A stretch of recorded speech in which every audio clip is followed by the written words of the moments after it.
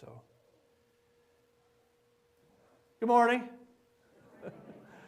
John 18, finally made it out of 17. I am tempted to go back into 17, and we may go back into 17, because there is so much that I just couldn't cover. But we're going to keep going, so we're going to be in John 18. We're going to start in verse 1, and we are going to go to the Garden of Gethsemane. John 18, verse 1. When Jesus had spoken these words, he went out with his disciples over the brook Kidron, where there was a garden, which he and his disciples entered. And Judas, who betrayed him, also knew the place, for Jesus often met there with his disciples. Then Judas, having received a detachment of troops and officers from the chief priests and Pharisees, came there with lanterns, torches, and weapons. Jesus, therefore, knowing all things that would come upon him, went forward and said to them, "Whom are you seeking?" They answered him, "Jesus of Nazareth." Jesus said to them, "I am." And Judas, who betrayed him, also stood with them. Now when he said to them, "I am," they drew back and fell to the ground. Then he asked them again, "Whom are you seeking?" And they said, "Jesus of Nazareth." Jesus answered, "I have told you that I am he. Therefore, if you seek me, let these go their way, that the saying might be fulfilled which he spoke, of those whom you gave me, I have lost none." And Simon Peter, having a sword, drew it and struck the high priest's servant and cut off his right ear. The servant's name was Malchus. So Jesus said to Peter, "Put your sword into the sheath. Shall I not drink the cup which my Father has given me?"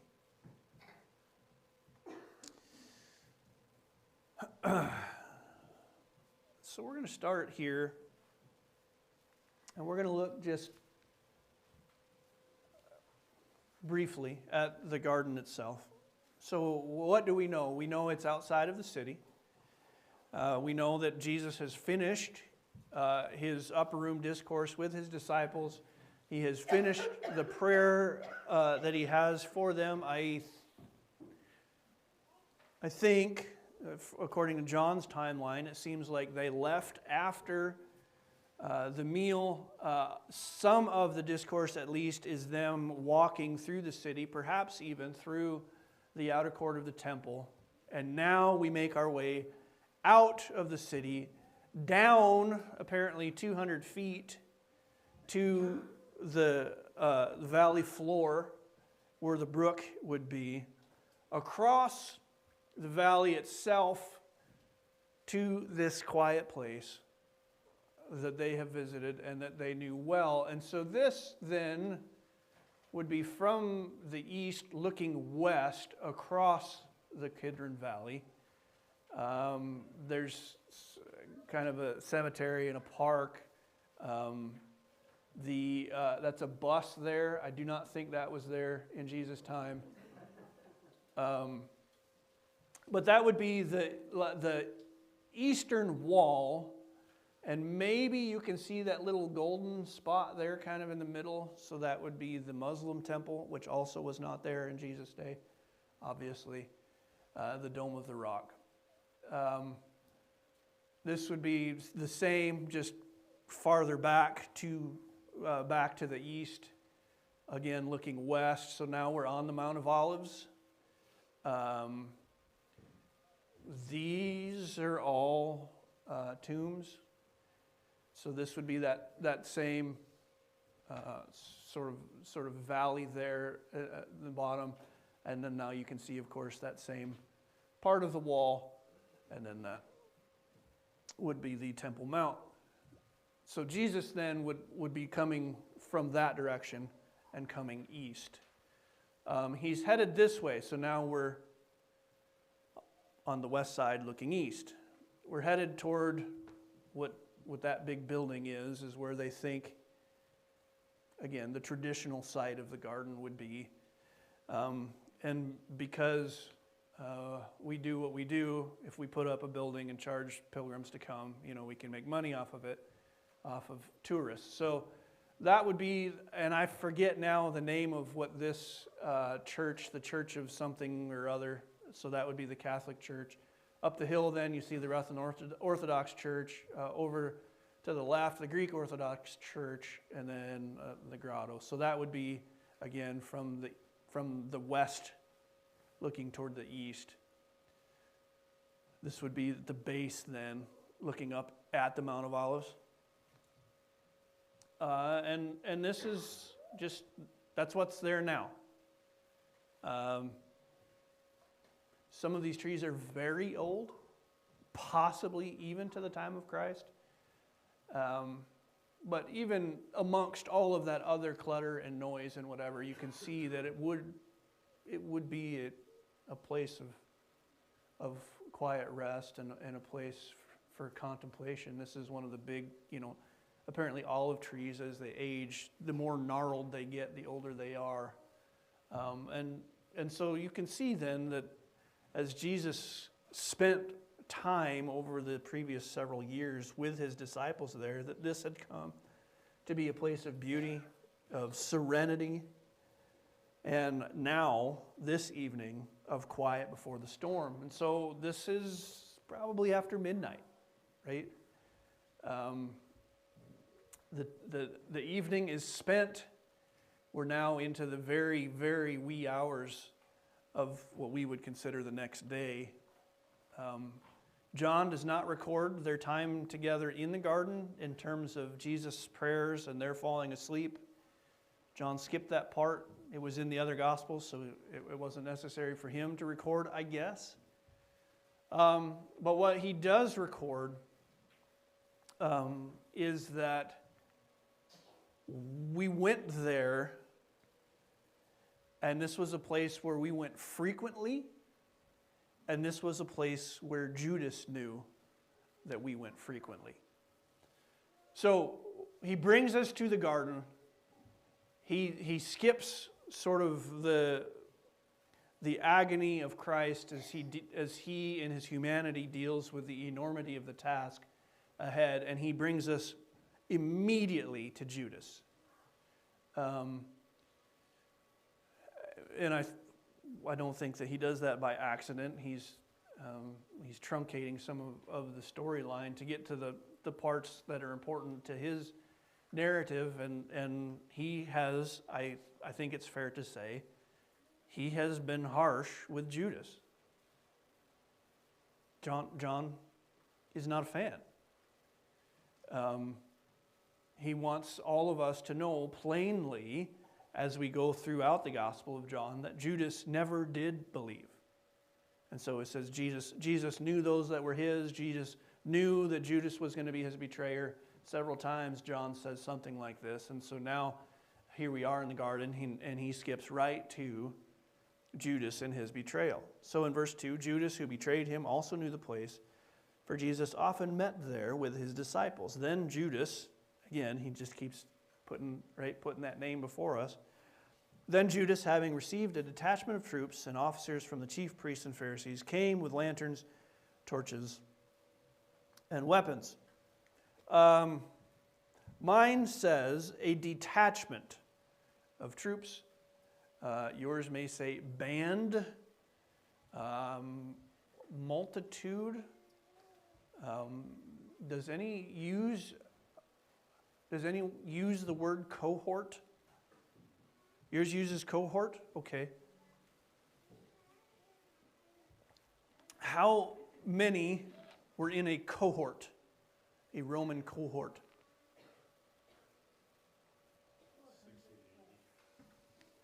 Okay, so you can look up, because they divided their armies similar to the way that we divide our armies in terms of like squads and companies and battalions and whatever, and they had similar stuff. Depending on the time, and depending on if it was a peacekeeping force or if it was a war-going force, a cohort could be between 400 and 1,000 men, depending on if they had cavalry and whatever else with them. It doesn't mean that all 400, 500, 600 of them went. Certainly the officers were like, no, someone else can do it. But I think the point is that along with the several hundred Romans, there also, did you catch that? There were also temple police officers who went. Did you catch that part? So an overwhelming force is what John's getting at. Whether it was 200 or 400, there was 12 of them, because Judas is on the other side. So you have Jesus and the 11. There's 12 men, there's one sword, and they came with an overwhelming force. Now, they had tried to take Jesus a couple other times. Either they were thwarted because they didn't want to stir up the people, or he just walked through the middle of them. They've tried to come up with a plan, and this one seems to be the one that works, which is find a traitor. And Judas offers himself up as one. So they come, Judas knowing where Jesus would be, Jesus going where he knew Judas knew he would be, where he would be. He brings with him an army, and again, John, look at verse 5.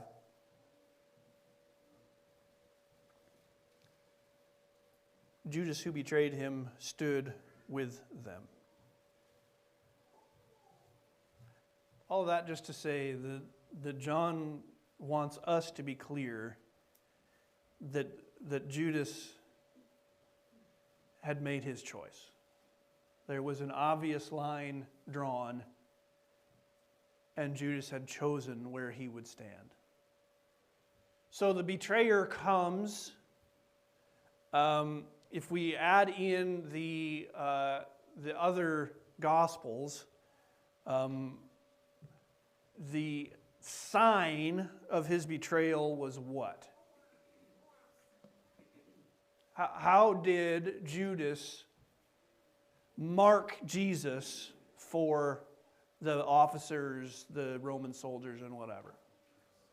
Yes, with a kiss. The one that I go up, now that sounds very odd to us, of course, but would not be for them. That would be a familial greeting, so someone who would be a member of your family, close friends, certainly a rabbi, things like that.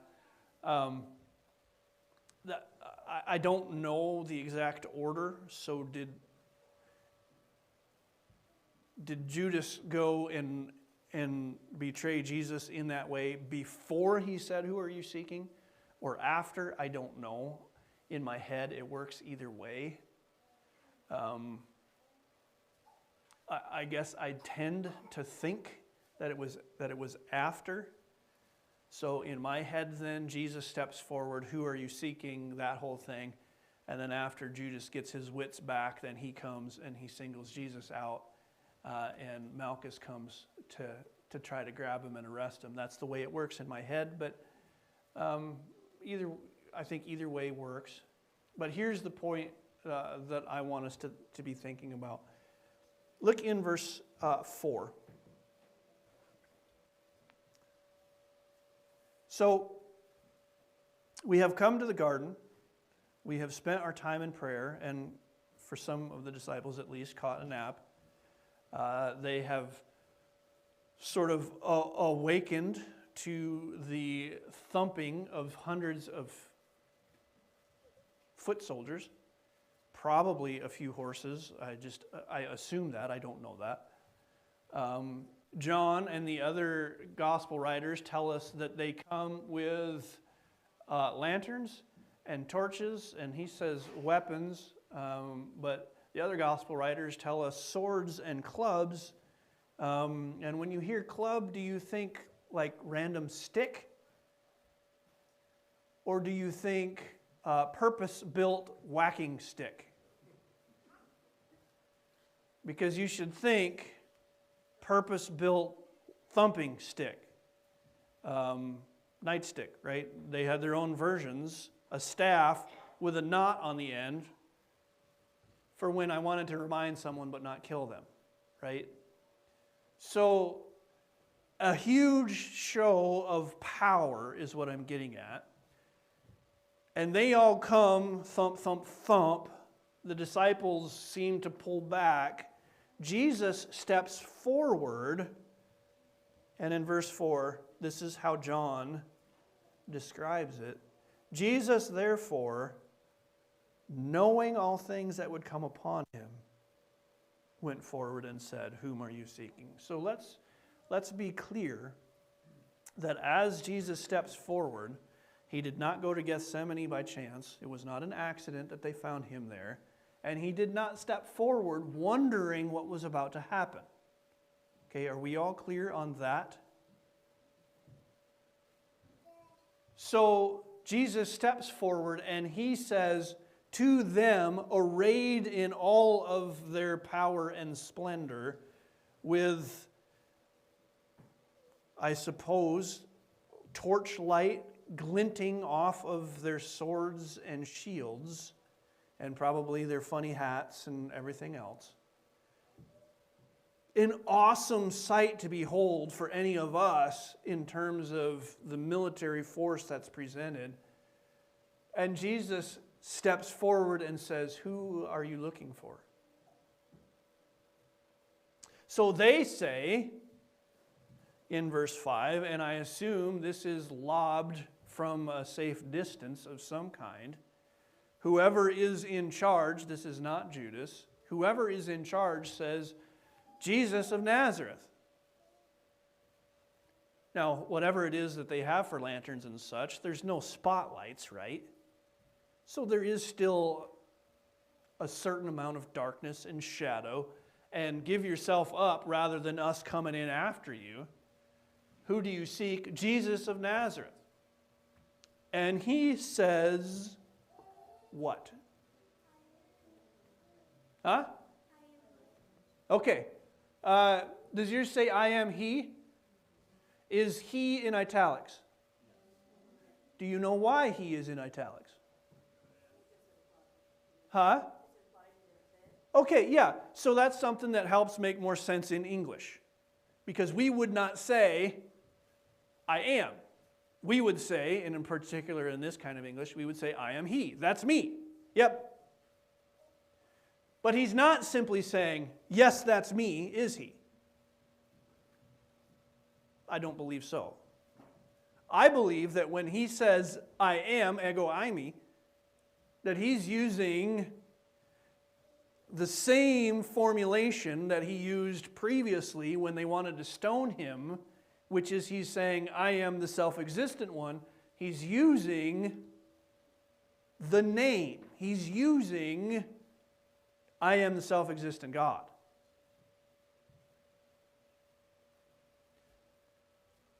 And so I believe when it says in verse 6, when he said to them, "I am he," they drew back and fell to the ground. I do not think that he said, "Who are you looking for?" And they said, "Jesus." And he said, "That's me." And they drew back into a defensive formation. They didn't have guns. I don't know why I did that. Do you understand what I'm saying? I do not think that what John is describing is that they drew back into their ranks ready for action. Some people think that's what happened. I don't. I think they fell down. More specifically, I think they were knocked down. And to be very specific, I think that they were knocked off their feet by the power of Jesus speaking his name. That's what I think happened. And I think that not just because it makes the most, the most sense of what we've gotten so far, but also because in verse 7, Jesus asks them again. And if they had just simply drawn back in sort of war formation, he would not have asked them again, "Who are you seeking?" I think the point that he asked them a second time is evidence that they were all kinds of discombobulated, which is not a word you get to use all the time. Because I believe they were knocked off their feet and they're wondering what happened and they're trying to figure out who is actually in charge here. And may I say, who is actually in charge here? Well, it's the only one who knows that all of the things that are about to happen. And it's not the Roman soldiers, and it's not Judas. So I am, they fall. He asks again, who are you seeking? They say, Jesus of Nazareth. Jesus says, I have told you that that's who I am. Therefore, if you seek me, let these go their way, that the saying might be fulfilled, which he spoke of those whom you gave me, I have lost none. And I want to talk about that for just a little bit, because I puzzled over this for a while, not just in this week, but in previous weeks. What does he mean when he says, let them go? And John says this is a fulfillment of Jesus saying that he would protect them, or that he would lose none. And I puzzle over this because in John 6, like we talked about, I don't know, maybe 2 weeks ago, in John 6, when he says, of those you have given me, I have lost none, he very clearly says, I will raise them up at the last day, referring not to the fact that they didn't get lost, but the fact that they would not be lost eternally. And in John 17, which we just spent however many weeks in, when he prays, Father, keep them as I have kept them, or later in the same prayer, keep them from the evil one, it does not seem to be just, do not allow them to fall away or get lost here on earth, but has eternal connotations. Then what does John mean here? Well, I'm going to posit that he still doesn't mean simply that Jesus is angling for their release from custody. And I say that because over the next months and years, every one of them is arrested. And in those intervening years, every one of them, except John, dies a martyr's death. So I don't think that he is merely talking about releasing them from custody when he says, let them go their way, and John says, well, that fulfills whom you've given me, I haven't lost any. I think that it was necessary at this point in their infant faith, infant understanding of who Jesus is and of what in the world is going on, it was imperative at that point for them to be let go so that their faith would remain. Because remember, Jesus has already told Peter, you're going to deny me, and said, Satan wants to sift you like wheat. He wants to shake you up and see if you're the wheat or the chaff. So I think what John is getting at is that at this point, our faith was not strong enough for us to have been arrested. So it was necessary in terms of earthly things for them to be released such that their faith could grow. And then later, once their faith was established, they didn't need to be protected in that way. So they were kept, they were untouchable when that was God's purpose here on earth, so that they could be untouchable for all of eternity eventually. That's what I'm getting at. So he fulfills that. So whom are you seeking?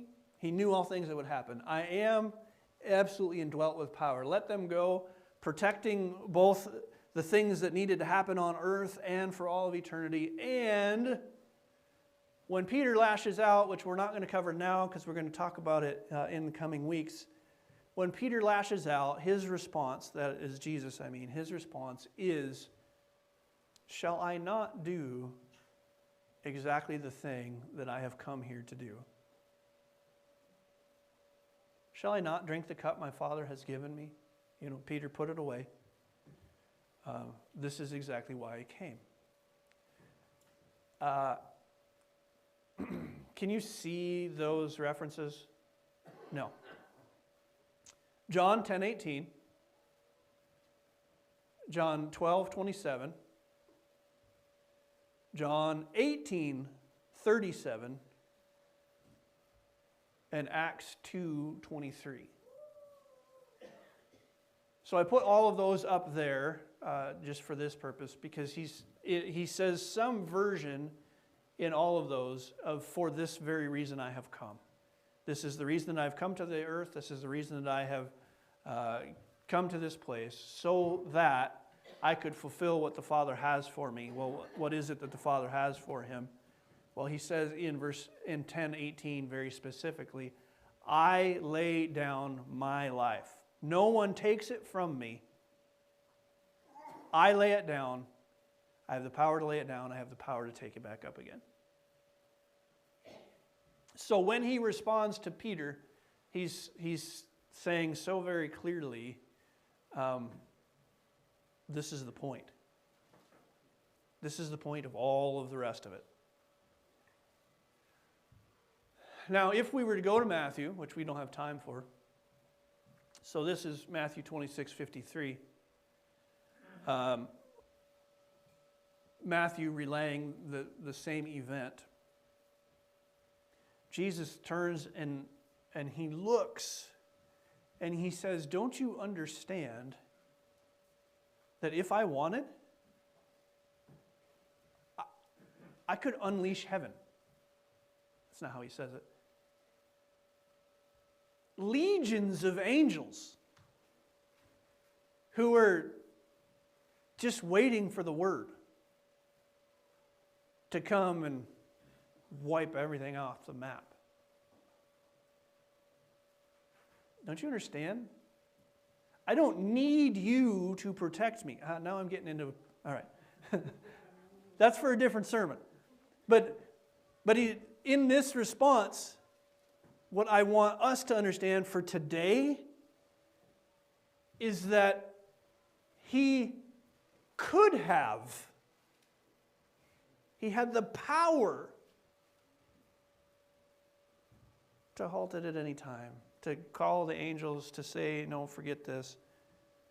Every aspect of this, he knew all of the things that would happen. He had absolute power to knock them off their feet. I feel like there was just, when he said, I am, there was a little bit of his glory that seeped through, right? Like just, just that much. Just whoop, and just knocked him out. I'm not saying that's what happened. I'm saying that's how I see it in my head. There was just that much of his glory that for that instant, and just knocked them off their feet. That he always has his in mind. Those whom you have given me, I have lost none. And that means I believe earthly for the purposes that we have here and for all of eternity. And when it comes down to it, the very last thing that he says here in this section is, don't you understand that for this very reason I have come? And now that we've got here, do you think that I'm not going to finish this? Shall I not drink the cup that the Father has given to? He could have unleashed heaven. He could have, but he didn't. Jesus chose to be in that garden. He chose to give himself up to arrest. And he chose to follow through with God's plan for redemption. And for that, folks, for that, I am eternally grateful. Let's pray.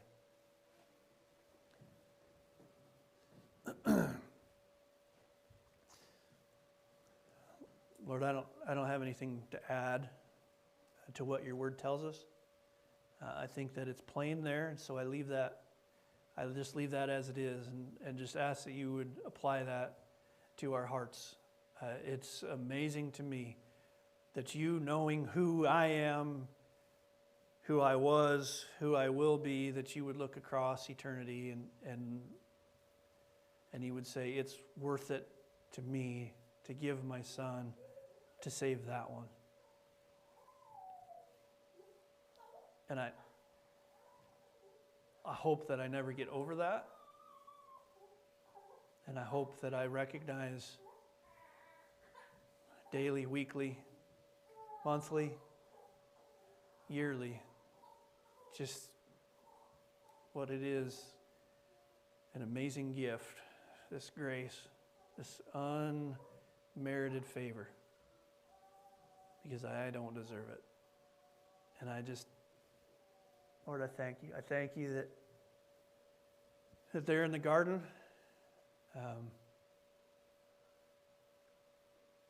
Jesus plainly chose to follow the plan that was from before the foundation of the world, and that he gave himself up, and that as God, he was able to willingly lay down his life and had the power to take it up again. And I pray that we would recognize what was going on there. Lord, I see there that the forces of Satan aligned with Judas, and all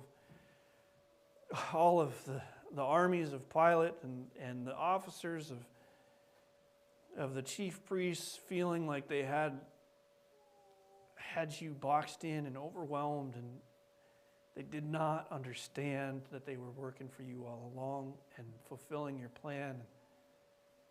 God, you are so good, and you are so powerful.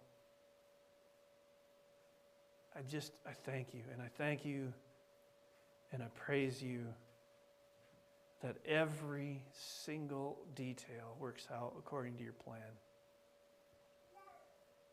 And I thank you in particular that each aspect of that you had me in mind.